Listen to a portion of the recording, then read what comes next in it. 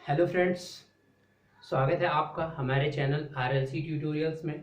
Friends, जैसा कि आपकी सिंक्रोनस मशीन की लेक्चर्स नंबर 10 कंप्लीट हो चुका है, तो आज की जो क्लास है वो है आपकी लेक्चर नंबर 11।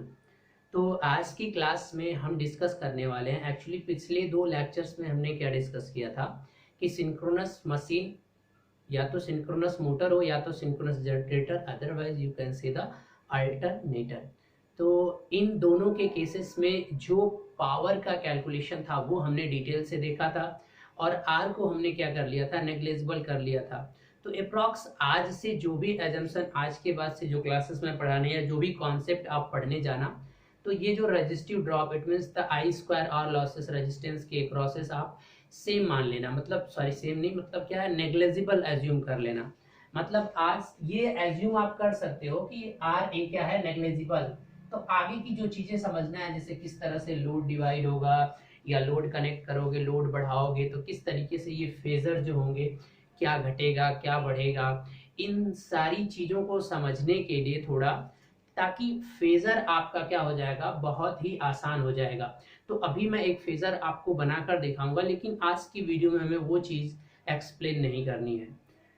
तो आज हम क्या एक्सप्लेन करने वाले हैं वो मैं आपको बता देता हूं। आज का जो सिंपल एक्सप्लेनेशन है वो है आपका सिंक्रोनस जनरेटर, और दोनों के लिए हम आज की क्लास लेने वाले हैं power flow, power flow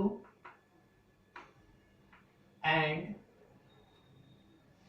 power flow and losses in synchronous machine.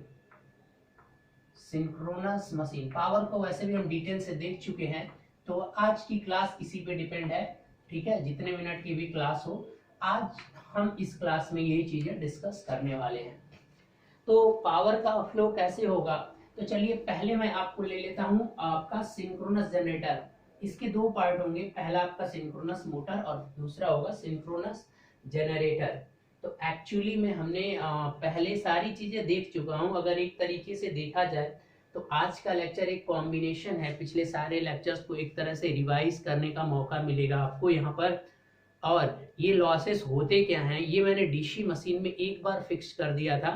Definition, कोई लॉसेस आपके सामने आ रही है, hysteresis loss, eddy current loss, मतलब दोनों मिलकर कोर लॉस होती हैं, तो इसको आपको फिर से बताने की जरूरत नहीं पड़नी चाहिए। वैसे मैं थोड़ा सा बता दूंगा, but if you want to know about the detail of this losses, then just prefer my lectures in DC machine. DC machine में जो लॉसेस मैंने जिक्र किया है, तो वहां पर मैंने पहली बार में पूरा का पूरा डिटेल से एक्सप्लेनेशन कर दिया है।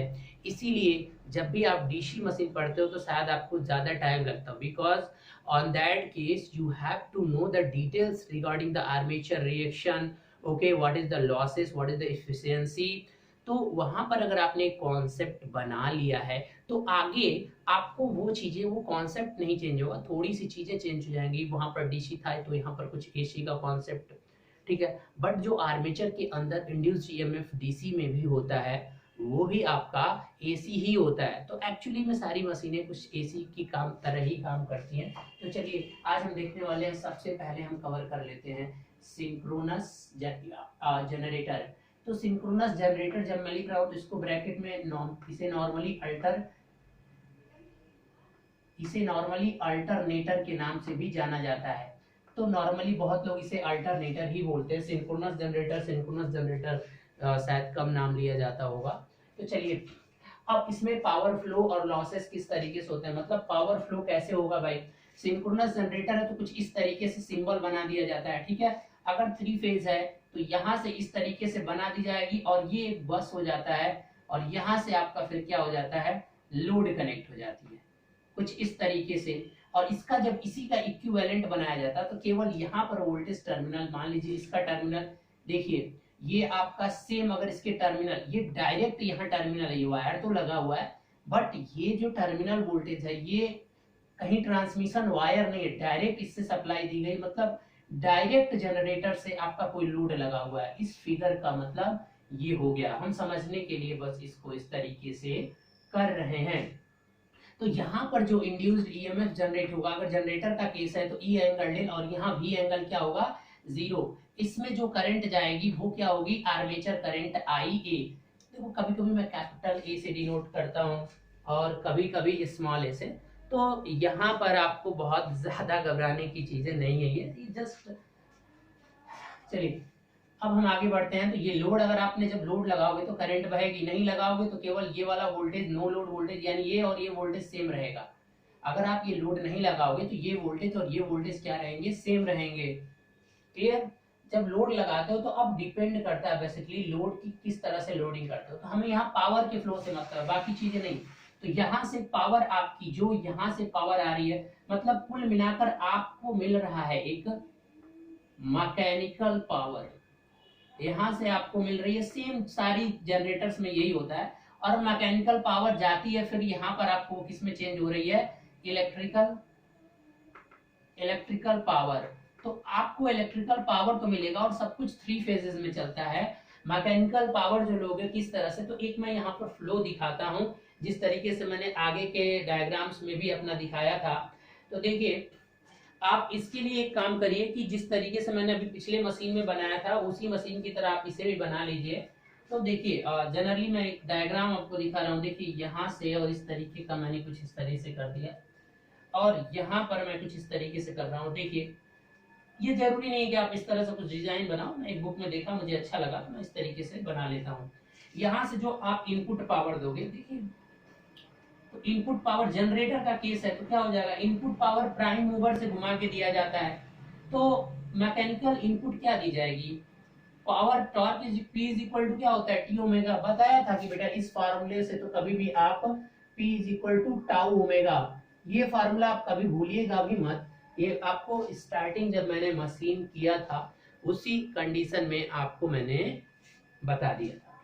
तो अब हम देखते हैं क्या होगा, कि क्या हो जाएगा, टाउ अप्लाई, यानी जितना टॉर्क अप्लाई करोगे कहां पर, आपके प्राइम मूवर पर। तो केवल A डबल P लिख दे रहा हूं, टॉर्क अप्लाई इनटू क्या हो जाएगा, स्पीड आपको क्या हो जाएगी, ओमेगा एस। क्योंकि यहाँ पर जो स्पीड होती है वो सिंक्रोनस स्पीड पर ही इसे क्या किया जाता है, रन कराया जाता है। मतलब अगर 50 हर्ट्ज की फ्रीक्वेंसी चाहिए तो ये फिक्स है कि भाई रोटर को इतने स्पीड पर ही घुमाना चाहिए। That is known as the synchronization. Okay. तो जब से जैसे ही ये आएगा तो पहले जैसे ही ये आपने यहाँ तक तो इनपुट पावर दे दिया, तो जैसे ही इनपुट पावर जाएगा तो सबसे पहला लॉस क्या आएगा, यानी यहाँ पर एक देखिए कुछ इस तरीके का रोटर था, अब उसको मैं क्या कर रहा हूँ, कुछ इस डायरेक्शन में ns स्पीड से घुमा रहा हूँ, सिंक्रोनस स्पीड से। ये आपका रोटर के इस तरह से लगा हुआ कि नहीं लगा हुआ, ये सॉफ्ट होगा और ये प्राइम मूवर से कनेक्ट होगा। यहाँ क्या होगा, कोई प्राइम मूवर होगा, प्राइम मूवर जो इसे क्या कर रहा होगा, घुमा रहा होगा। ठीक है, तभी तो रोटर घूमेगा और रोटर सिंक्रोनस स्पीड से घूमेगा और रोटर पर ही फ्लक्स लगाया हुआ होता है। फ्लक्स को रोटर पे बांध दिया जाता है, आप इस तरह समझ लो, फिर उसे घुमाया जाएगा तो फ्लक्स भी घूमेगा। ठीक है, इस तरह का कुछ लॉजिक यहाँ पर यूज होता है। तो सबसे पहला लॉसेस क्या आएगा बताइए, जैसे ही आप प्राइम मूवर को करेंगे तो सबसे पहला लॉसेस एक स्ट्रे लॉसेस आता था ना। अब स्ट्रे लॉसेस क्या होता है, जिसे मिसलेनियस लॉसेस बोला जाता है। ठीक है, तो सबसे पहले क्या आएगा, स्ट्रे लॉसेस। इसका सोर्स डिफाइंड नहीं होता है। ठीक है, इसका सोर्स डिफाइंड नहीं है, कितना सोर्स तो डिफाइंड है, मतलब कंडक्टर से आना है, सॉरी सोर्स डिफाइंड मतलब क्या है कि स्ट्रे लॉसेस का मतलब ये हुआ कि आप कितना हो एग्जैक्ट मशीन बना लो लेकिन ये आना ही आना है कुछ। ठीक है, तो इस तरह से आप समझ सकते हो, रैंडम होता है ये स्ट्रे लॉसेस, या इसे मिसलेनियस लॉसेस भी बोला जाता है। तो सबसे पहले ये स्ट्रे लॉसेस होगा, जो कि कुछ पार्ट ये ज्यादा नहीं होता है। ठीक है, तो नहीं दिया है तो बहुत कर सकते हो, 1% किसी मशीन की रेटेड का एज्यूम कर लिया जाता है। आप प्लीज रिफर कर लीजिएगा डीसी मशीन का, ये वीडियो फ्री पड़ी हुई है। जिसको भी यहाँ पर किसी लॉसेस को डिटेल से समझने में अगर प्रॉब्लम हो रही है तो प्लीज आप डीसी मशीन का जो लॉसेस का लेक्चर है वहां पर मैंने बहुत ही बारीक से एक एक लॉसेस को पूरा का पूरा डिस्कस किया, तो please refer that lecture. Okay, now come after stray losses. अब क्या होगा, आफ्टर स्ट्रे लॉसेस आपका पहले मूवमेंट हो रहा है, तो मूवमेंट की वजह से दूसरा लॉसेस कौन सा ऑकर होगा, देखिए मैं बता दूं कि दूसरा लॉसेस आपका ऑकर होगा क्या, मैकेनिकल लॉसेस। ठीक है, यानी वहां पर भी कोर है और मैकेनिकल की जगह रोटेशनल लॉसेस कर दीजिए। या रोटेशनल को अगर एक जगह दिखाना है तो आप एक जगह नहीं अलग अलग दिखा लीजिए, रोटेशनल मत बोलिए उसे, मैंने बता दिया है कि क्या डिफरेंस होता है। तो यहाँ पर फ्रिक्शन एंड विंडेज लॉसेस, जिसे क्या बोलते हो, मैकेनिकल लॉसेस, यानी इसको आप क्या बोलते हो,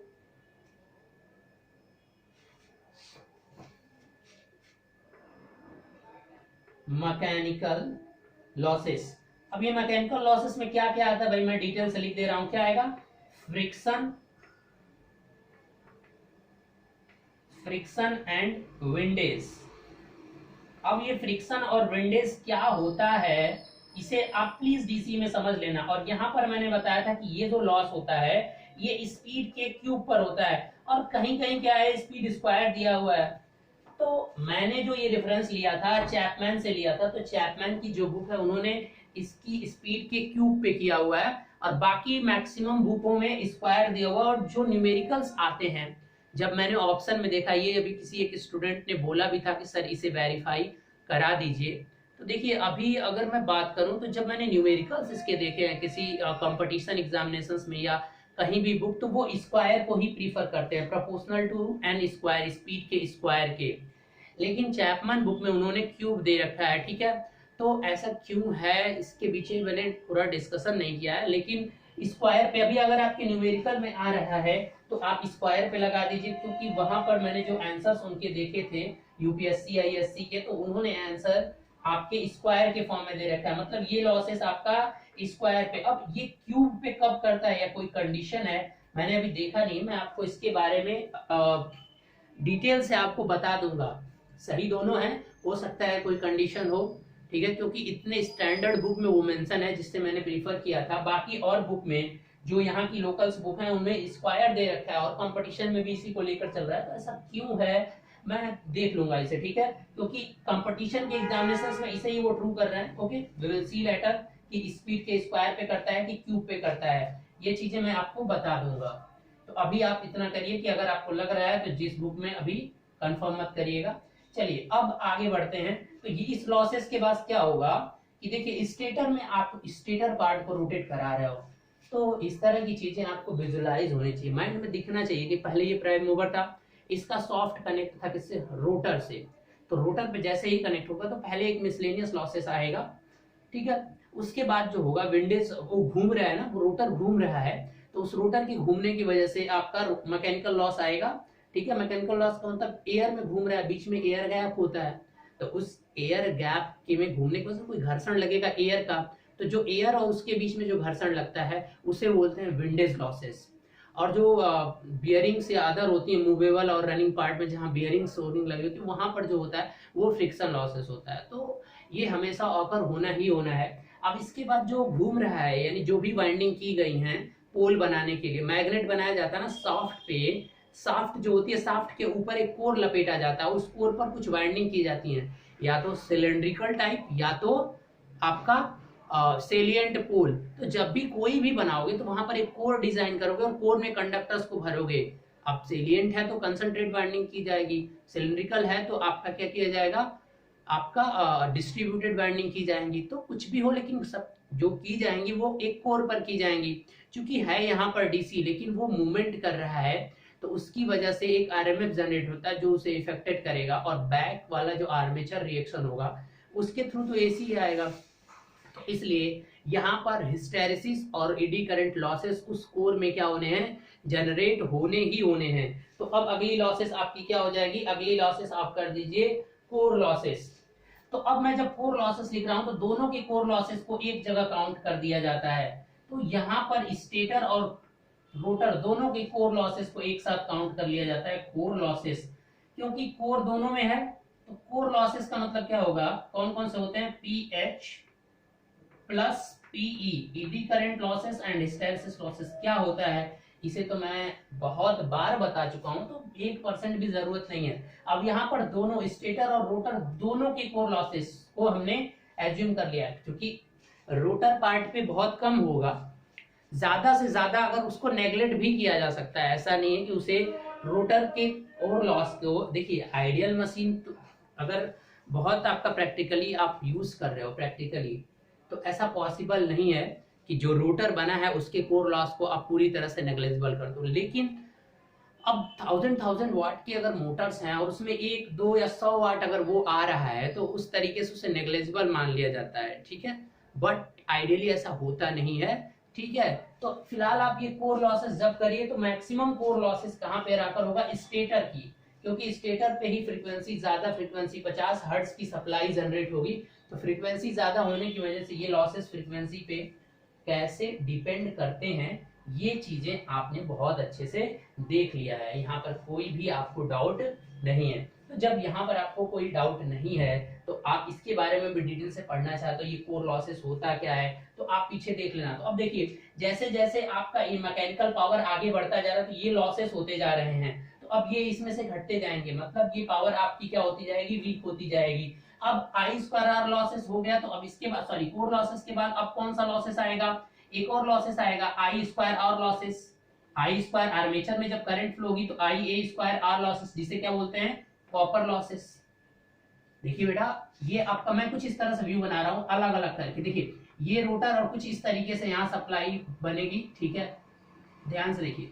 तो जब इसमें एयर गैप के बाद पावर जाएगी तो यहाँ पर क्या होगी, इस एयर गैप में पावर जब एंटर करती है तो उसकी वजह से ये विंडेज लॉसेस होगा, और यहाँ पर जो घूम के कुछ कनेक्शन दिया होगा उसमें भी लॉसेस होंगे। ये आपका रोटर है, ये क्या है, रोटर, तो रोटर में भी लॉसेस होगा, इसलिए मैंने इसका आयरन लॉस इसका एक ही जगह कर दिया, कोर लॉसेस का मतलब आयरन लॉसेस। अब इसमें करंट जाएगी तो जब इसमें करंट फ्लो होगी तो इसका कुछ रेजिस्टेंस भी होता है, तो अगर वो रेजिस्टेंस जीरो मान लोगे तो ये लॉसेस तब जीरो मान लिया जाता है, क्योंकि ये लॉसेस यहाँ पर बहुत कम होती हैं, क्योंकि रेजिस्टेंस की वैल्यू जो आर ए होता है ना, आर्मेचर रेजिस्टेंस, ये बहुत कम होता है, इसलिए कॉपर लॉसेस यहाँ पर कम हो जाएंगी थोड़ी सी, ठीक है। लेकिन करंट अगर ज्यादा हो गया तो फिर ये बढ़ जाएगा, ये तो कम होता है, लेकिन अगर करंट बहुत हायर मशीन हो गया तो ये नेग्लेक्ट नहीं किया जा सकता है। लेकिन जब हम अभी यहाँ पे आगे की कुछ चीजें जब पढ़ेंगे तो ये मैं नेग्लेजिबल लेकर चलूंगा, तो ये लॉस भी नेग्लेजिबल मान लिया जाएगा, बट ऐसा होता नहीं है, ठीक है। तो आई स्क्वायर आर लॉसेस होगा। अब इसके बाद आपका कोई और लॉसेस होना है नहीं, अब कोई लॉसेस आपके नहीं होने हैं, ठीक है।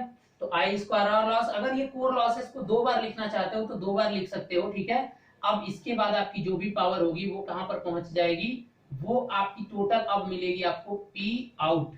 तो अब जो पी आउट मिलेगी, अब ये इलेक्ट्रिकल पावर है तो इसको लिख सकते हो √3 लाइन वोल्टेज, लाइन करंट और कॉस फाई, या तो लिख सकते हैं 3 VPH और यहां पर IPH, ठीक है, और कॉस फाई। तो मैं जो यहाँ पर नोटेशन अपना लेके चला हूं पीछे का, तो मेरे अकॉर्डिंग यहाँ पर अगर इसको लिखूंगा तो क्या आएगा, 3V, जहां भी आ रहा था मैं केवल V रिप्रेजेंट कर रहा था, ठीक है, और I को केवल किससे रिप्रेजेंट हो रहा है, I, तो कहीं मैं VT से लिख दूंगा, तो ये जो है तो ये पर फेज वैल्यू है, ये हमेशा याद रखिएगा, तो कॉस फाई। तो इसीलिए मैं पर फेज जो यहाँ से पावर अगर क्या हो, फेज पावर पर फेज की वैल्यू चाहिए, तो मैं इस तरह से लिखूंगा VT टर्मिनल वोल्टेज या आई आर्मेचर करंट और कॉस फाई, ठीक है ना। तो इस चीजों से आप समझ सकते हैं कि ये चीजें आपके लिए इंपॉर्टेंट हैं। तो इलेक्ट्रिकल पावर इस तरह से, एक आपका जनरेटर इस तरह से पावर को, ये लॉसेस होती जाएंगी, ये लॉसेस, ये लॉसेस, ये फिर लास्ट में आपको यहाँ से जो आउटपुट मिल जाएगा। तो ये एक पावर फ्लो है कि किस तरीके से आपका जनरेटर में पावर का फ्लो होता है और कहाँ कहाँ कौन कौन से लॉसेस ऑकर होते हैं, ठीक है। तो आई होप आपको समझ में आ गया होगा कि इस तरीके से आपके पावर लॉसेस होते हैं। तो अब यहाँ जनरेटर के केस में अगर मैकेनिकल, अगर आर को नेग्लेजिबल जब किया गया था, अब यहाँ पर एक और कंडीशन में लिख दे रहा हूँ, चलिए इसको थोड़ा सा मिटा रहा हूं मैं।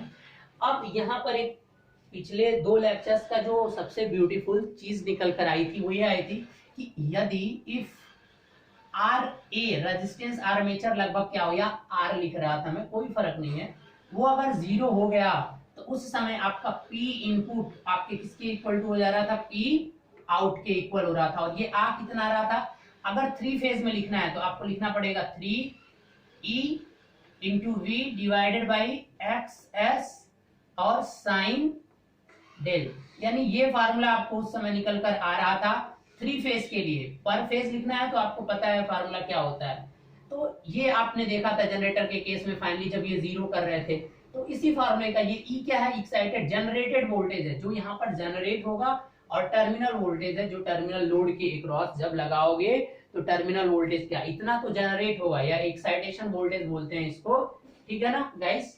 तो इस तरीके से इस फार्मूले से आप ये सारी चीजें निकाल सकते हो। अब यहाँ पर हमें सबसे इंपॉर्टेंट चीज ये देखनी थी कि यहाँ से हमने टॉर्क को भी देखना था, ठीक है। तो torque is equal to generally क्या होता है, अब अगर आपसे कोई टॉर्क इंड्यूस्ड टॉर्क पूछता है कि अगर पावर आपको इनपुट पावर इतनी मिल गई ना, चलिए ठीक है मैं पी इन को केवल ले रहा हूँ, आउटपुट भी खैर इतना ही होगा, पी इनपुट कितना मिल गया आपको 3 ईवी, 3 फेज का ले रहा हूँ सीधे, एक्सेस और साइन डेल।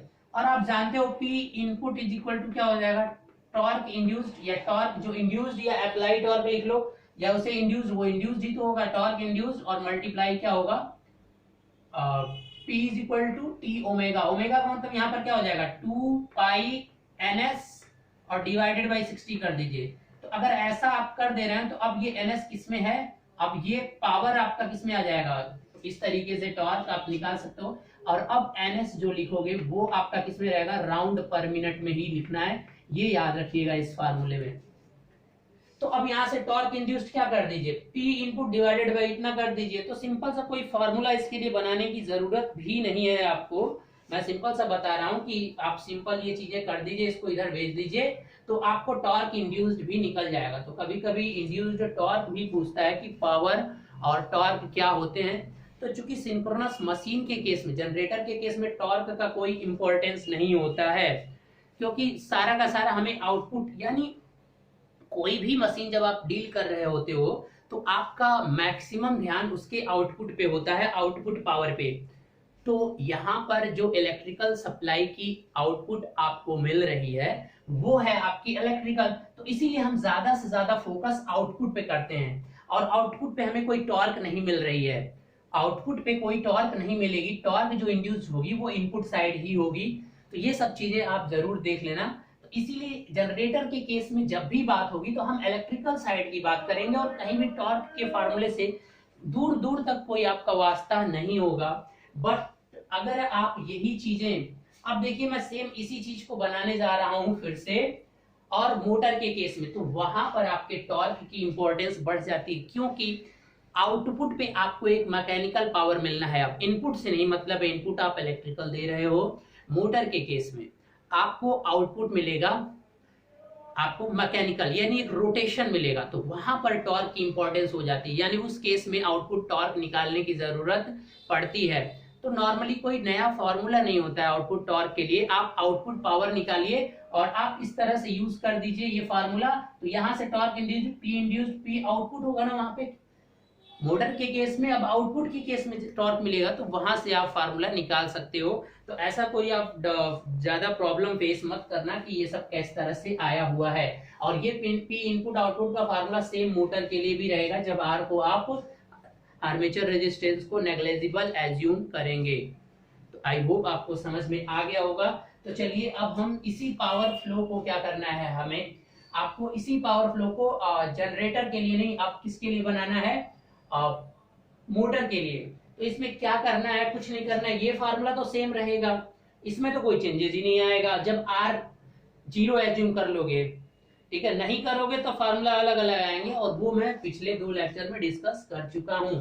अब इसमें क्या वेरिएशन आएगा, देखिए सबसे पहले तो क्या होगा कि अब कुछ इस तरीके की सप्लाई मिलेगी। देखिए अब इसी चीज को मैं थोड़ा सा ये वाला पार्ट आपको चेंज कर रहा हूं, और अब दूसरे पार्ट में मैं आपको थोड़ा सा इसका भी बना देता हूं, ताकि कुछ लोग नए होंगे तो शायद उनके लिए एक बार और रिवीजन हो जाएगा।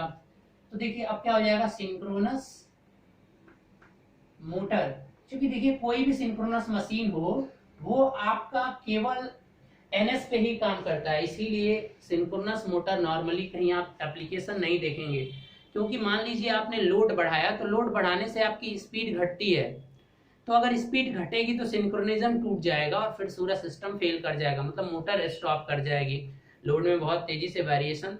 तो अगर कहीं कांस्टेंट स्पीड, एकदम कांस्टेंट स्पीड का लोड है, लोड में वेरिएशन नहीं होना चाहिए।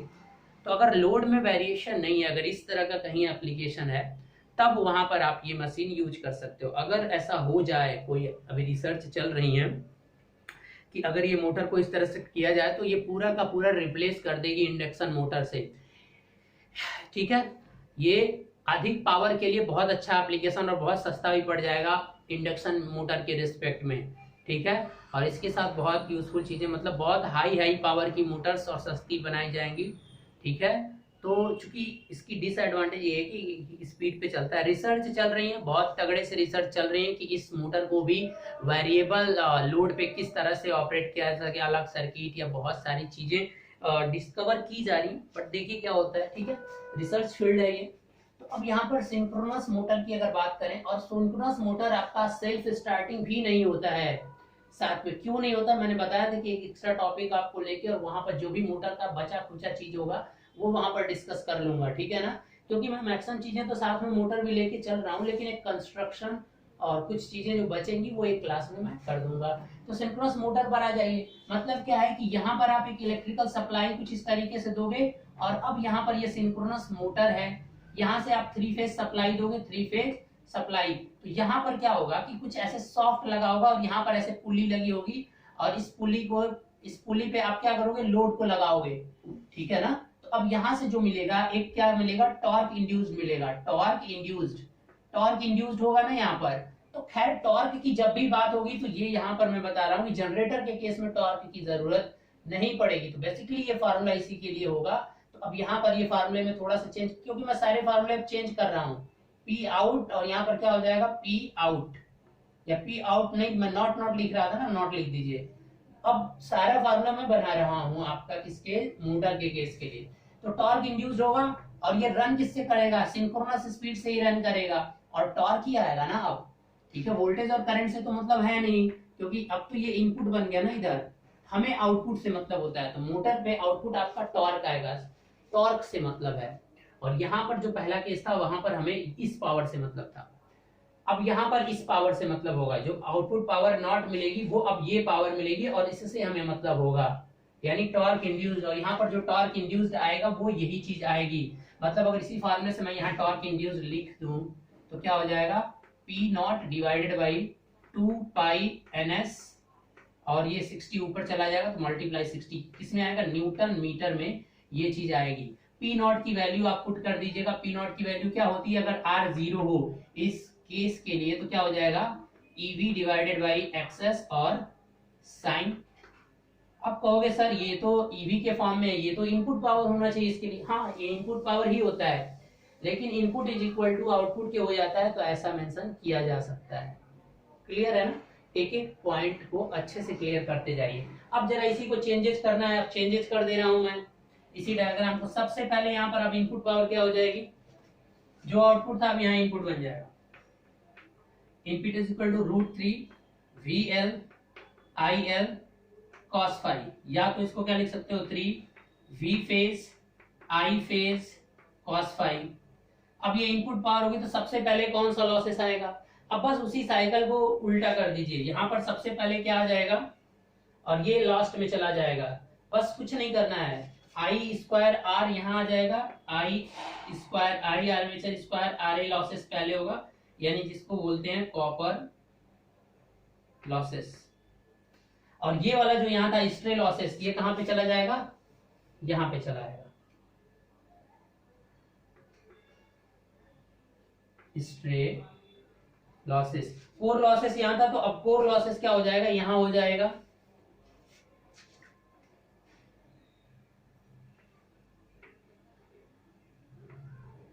कोर लॉसेस का मतलब क्या होता है, या इसी को आयरन लॉसेस, और यहां पर क्या आ जाएगा, मैकेनिकल लॉसेस। मैकेनिकल लॉसेस, और ये दोनों मिलके क्या कहलाते हैं, रोटेशनल लॉसेस कहलाते हैं। लेकिन चूंकि इसमें यहाँ दोनों है तो इस चीज को थोड़ा सा बी अवेयर रहिएगा, ठीक है। तो मैकेनिकल लॉसेस, ठीक है। अब ये स्ट्रे लॉसेस तो इस तरह से हो गया, और लास्ट में जो अब आउटपुट मिलेगा, अब यहाँ पर ये आउटपुट थोड़ी ना मिलेगा, अब आउटपुट आपको क्या मिलेगा, P naught is equal to tau induced और इनटू, अगर स्पीड इस तरह से लिखना चाहते हो तो आप लिख दो, या तो केवल ओमेगा एन लिख दो ऐसे, ओमेगा एस, ठीक है। या इसको अगर दूसरे फॉर्म में लिखना है तो P naught is equal to, तो पी नॉट से नहीं, पावर अगर चाहिए तो टॉर्क चाहिए, तो टॉर्क इंड्यूस्ड का फार्मूला यहाँ पर लिखा हुआ है, इसको आप इस तरीके से लिख लीजिएगा। कुल मिलाकर यही आपको मिलेगा। तो पावर और टॉर्क यहाँ ऊपर लिखे हो तो यानी वो आउटपुट मिलेगा। मतलब अब ये जो आपकी होगी ये मैकेनिकल आउटपुट होगी। मैकेनिकल आउटपुट, और यहाँ से जो इनपुट दिया आपने वो क्या है, इलेक्ट्रिकल इनपुट। ठीक है ना बेटा। तो इस तरीके से आप मोटर और जनरेटर के केसेस में देख सकते हैं। मोटर के केसेस में इंपॉर्टेंस होती है टॉर्क की, because you want to calculate the mechanical power, और mechanical power calculation in the term of torque, and if you are calculating the any power flow in case of the alternator, then you have to require the output power, and the output power in that case of alternator, that is electrical power, that is easy because you have already know about everything. In case of electrical power, you know what is the three phase power in system, you have already read Y connection, otherwise delta connection, star or delta, okay. सो ये three phase power. तो जो यहाँ पर equivalent circuit बने हैं, जो भी चीजें होती हैं वो होती हैं सिंगल फेज के लिए। तो ये भी चीजें आप एक बार याद रखिएगा, ठीक है।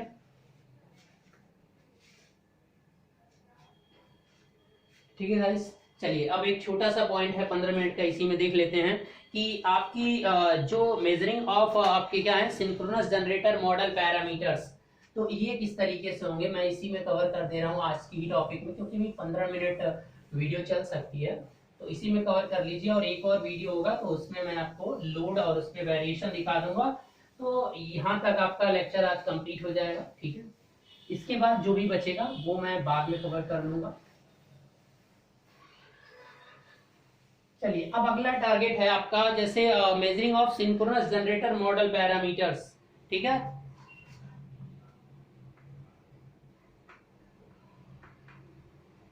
Measuring of synchronous machine SM, ठीक है, मॉडल पैरामीटर्स।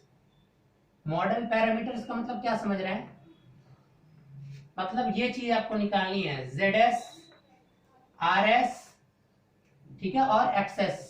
ये सारी चीजें आप कैसे फाइंड आउट करेंगे, पैरामीटर्स अगर निकालना है तो आप किस तरह से, अगर आपको एक अल्टरनेटर दे दिया जाए तो उसके सिंक्रोनस रिएक्टेंस को कैसे आप फाइंड करेंगे। RS की जगह RA लिख दीजिए, मैं RA लिखता था ना, RA कैसे फाइंड करेंगे, ठीक है। तो ये सब फाइंड करने के लिए आप क्या प्रोसीजर यूज करोगे, उन्हीं के लिए है ये पैरामीटर्स कैसे निकलेंगे। तो हर एक कोई भी हो तो ये पैरामीटर्स निकालने के लिए आपको क्या करना पड़ेगा, यू हैव टू रिक्वायर्ड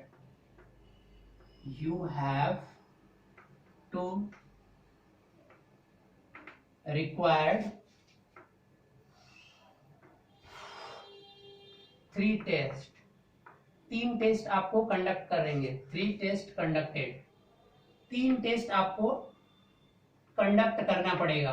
तो देखिए जो पहला टेस्ट आएगा उसे कहते हैं आपको सबसे इंपॉर्टेंट और रेजिस्टेंस टेस्ट, ठीक है, यानी डीसी टेस्ट, जिसे डीसी टेस्ट। तो अभी ये टेस्ट मैंने आपको इंडक्शन में भी किया था, डीसी टेस्ट। तो इससे क्या फाइंड आउट होगा, आप इससे क्या निकाल सकते हो, RA निकाल सकते हो, ठीक है। दूसरा टेस्ट आपका कंडक्ट होगा OCC मतलब ओपन सर्किट कैरेक्टरिस्टिक्स, या आपका नो लोड टेस्ट इसे बोलते हैं, ठीक है। या तो इसे आप क्या बोल लीजिए, नो लोड टेस्ट, या इसे बोलते हैं ओपन सर्किट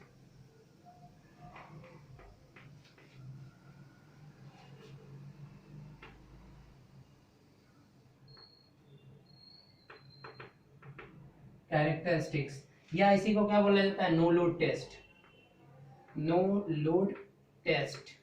तो यहां से आपको नो लोड वोल्टेज मिलेगी, मतलब ये करने से आपको क्या मिलेगा, नो लोड वोल्टेज, यानी इंड्यूस्ड ईएमएफ जो होगा E0 आपको मिल जाएगा कि कितना होगा, ठीक है। नो लोड वोल्टेज मिलेगा तभी हमें आगे की प्रोसीजर, क्योंकि ये डायरेक्ट फाइंड नहीं होगा, ठीक है ना बेटा। तो यहाँ से E0 मिलेगा, और जब आप क्या करोगे शॉर्ट सर्किट, तो यहाँ से जब ये टेस्ट कंडक्ट करोगे, यानी शॉर्ट सर्किट कैरेक्टरिस्टिक SCC, ठीक है, या शॉर्ट सर्किट टेस्ट बोलते हैं। इसका जो SCC का मतलब होता है शॉर्ट सर्किट कैरेक्टरिस्टिक्स, CHR लिख लेना आगे, ठीक है, या इसी को बोला जाता है short circuit test.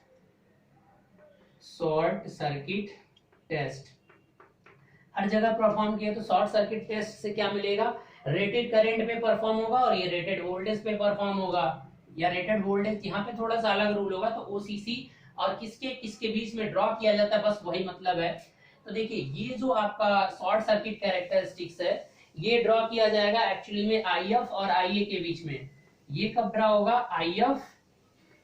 I F field current versus, तो सबसे बड़ी यही चीज जानना होता है, और आर्मेचर करंट, इसके बीच में ये कैरेक्टर ड्रा होगी और देखा जाएगा कि इनके बीच में क्या रिलेशन मिल रहा है। और ये जो ओसीसी जनरेट होगा ये आपका टर्मिनल वोल्टेज, मतलब आपका no load voltage, no load पे होता है, तो आपका ई मतलब ई और वर्सेस किसके बीच में होता है, फील्ड करंट। ठीक है, तो इस तरह से दो आपको कैरेक्टरिस्टिक्स इस टेस्ट में निकालने होते हैं। तो इस तरह की चीजें कोई नई नहीं आ रही हैं आपके लिए, बहुत बार ये डीसी मशीन में पढ़ चुके हैं। ओसीसी जैसा डीसी मशीन में मिला था वैसा ही यहाँ भी मिलने वाला है। और शॉर्ट सर्किट में क्या होगा उसे भी हम अभी देख लेते हैं कि अगर उस कंडीशन में अगर हमने शॉर्ट करके और आईएफ को बढ़ाया तो आईए किस तरीके से बढ़ेगा।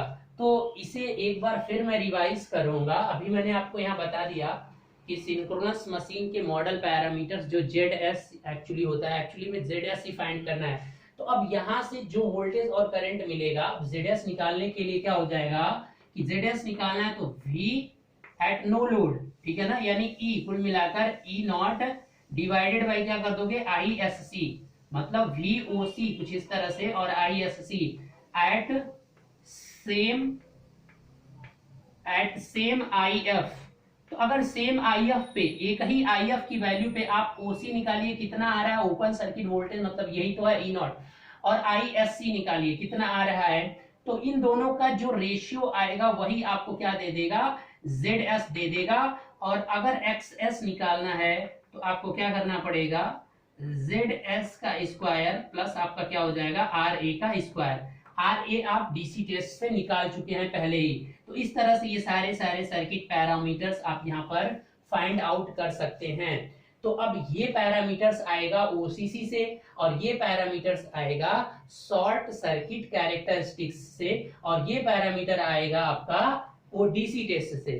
तो इसीलिए ये पैरामीटर्स फाइंड करने के लिए आपको 3 टेस्ट कंडक्ट करने पड़ेंगे। तो चलिए जल्दी से जितने टाइम बचे हैं उसमें हम इसको क्या करते हैं, कवर करते हैं, हो जाएगा, आराम से हो जाएगा। और अगर यहाँ पर कुछ चीजें डिटेल से नहीं हो पाए तो आप वेट करना कि जब मैं वोल्टेज रेगुलेशन पढ़ाऊंगा तो वो एक्चुअल में ये ईएमएफ मेथड ही कंप्लीट हो रहा है, तो वहां पर मैं फिर से जिक्र करूंगा। वोल्टेज रेगुलेशन मैं सबसे लास्ट में पढ़ाऊंगा, जो उसके 4-5 मेथड्स हैं, ईएमएफ, एमएमएफ, ठीक है, तो वहां पर मैं जिक्र करूंगा जब सारी चीजें खत्म हो जाएंगी। तो चलिए हम एक एक टेस्ट को यहाँ पर देखते हैं कि किस तरीके से ये टेस्ट परफॉर्म होंगे।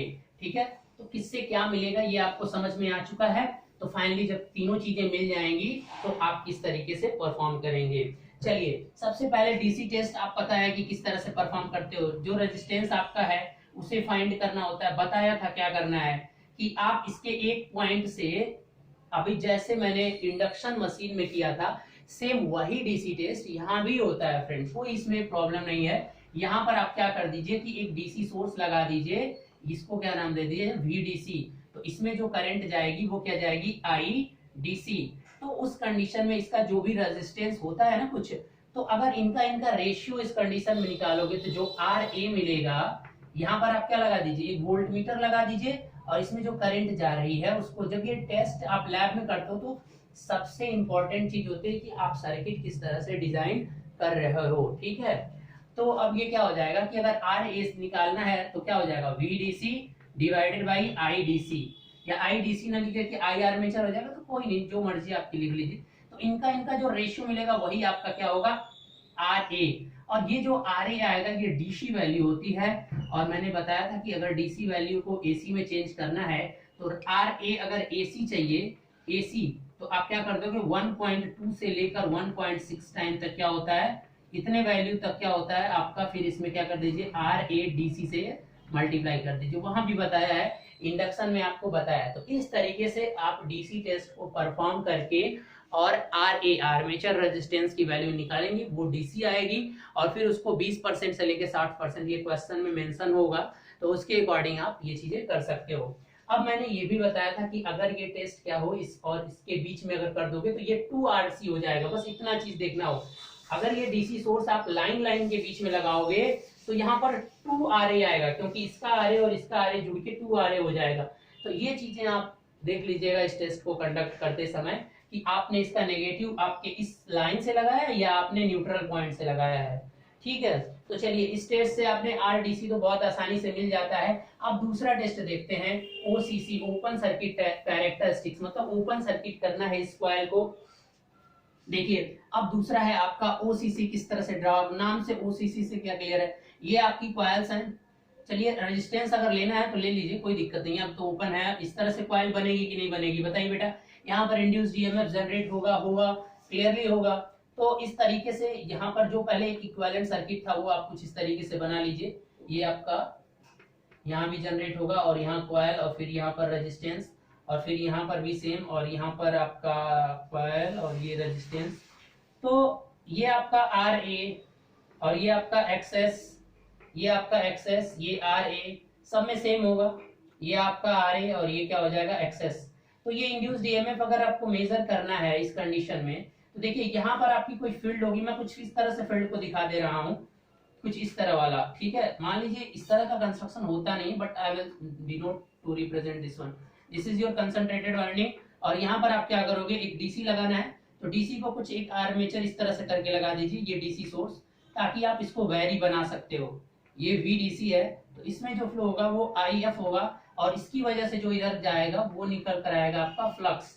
अब इसको घुमाओगे तो फ्लक्स घूमेगा, लेकिन मान लीजिए घूम रहा है नहीं घूम रहा है मुझे मैटर नहीं है उससे। तो यहाँ पर आपको जो जनरेट होगा, आपने लोड तो कोई कनेक्ट किया नहीं है, नो लोड पे रखना है ना, यानी इसको नो लोड पे रखना है। तो नो लोड पर रखोगे तो जब ये फ्लक्स आएगा तो फ्लक्स की वजह से IF चेंज होने से फ्लक्स चेंज होगा। अब जितना ज्यादा फ्लक्स चेंज होगा, एक बात बताइए कि जो इंड्यूस्ड ईएमएफ जनरेट होता है वो किसके प्रोपोर्शनल होता है, फाई और स्पीड के। ये चीज तो कभी मत भूलिएगा चाहे कोई भी मशीन हो। तो अब यहाँ पर ओमेगा तो कांस्टेंट है ना, क्योंकि ये कांस्टेंट स्पीड मशीन होती है।